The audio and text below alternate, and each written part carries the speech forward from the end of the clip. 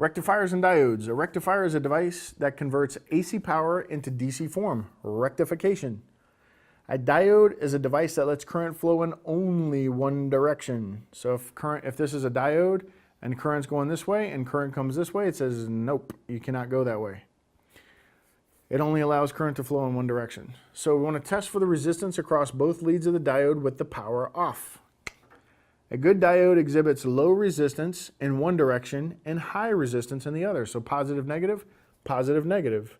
So you should see resistance and when the current, because if the red lead is over here and the black lead is over here and the current wants to flow this way through a diode, which is usually a little ball with two wires sticking out of it, right?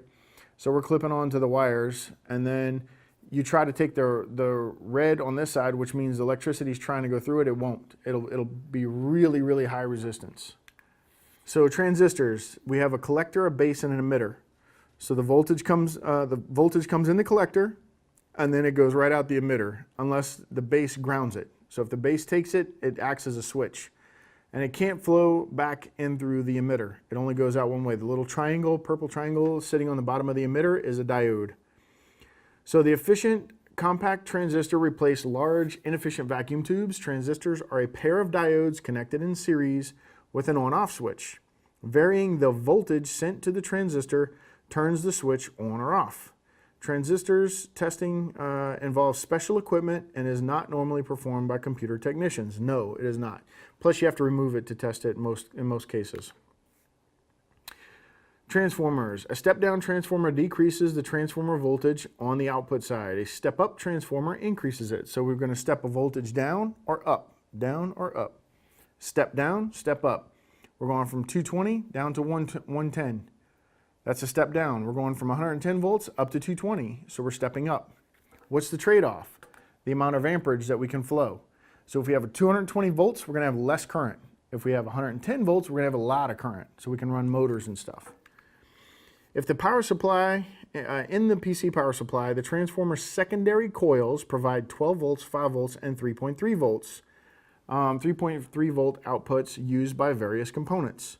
So 3.3 volts is your RAM, 5 volts is most of the circuitry on the board, and then the 12 volts you may need like for a fan or something. So you want to test a transformer, or actually 12 volts might be used by the drives and stuff also. So how do you test a transformer?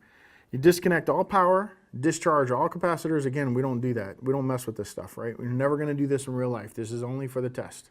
Testing a transformer, disconnect the power, discharge all capacitors, ensure that all leads have been disconnected, configure the multimeter to measure continuity or resistance. Simultaneously touch each lead of the multimeter to one of the pairs of contacts.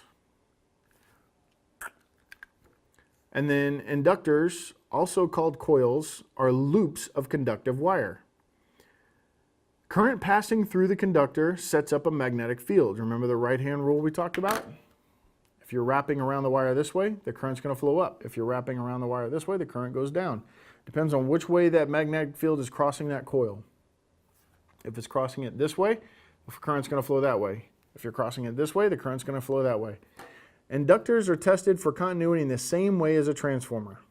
So it's a coil, and through the coil, you have a wire. So as the electricity flows around the coil, it's going this way, which is the right-hand rule, right? So if this is the wire and the coil is going like this, so the electricity is going over this way, we do this, right? That's the right-hand rule. So the electricity will flow that way.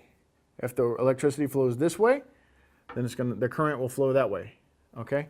So the electricity in the wire induces a magnetic field inside, and then if there's a wire in there, something that will collect those electrons that you're creating from the field, they get excited and they'll want to run in one direction or the other based on the right-hand rule. If the electricity is flowing this way, they'll go this way. If the electricity is flowing this way, then they'll go this way. That's what the right-hand rule is about. Inductors are tested for continuity in the same way as a transformer. Again, you're not going to do this in practice. Testing a coil. Well then, Timber, how do I check the power supply if I don't do this in real life? You bring one with you and swap it out. That's what you do. You don't do this in real life.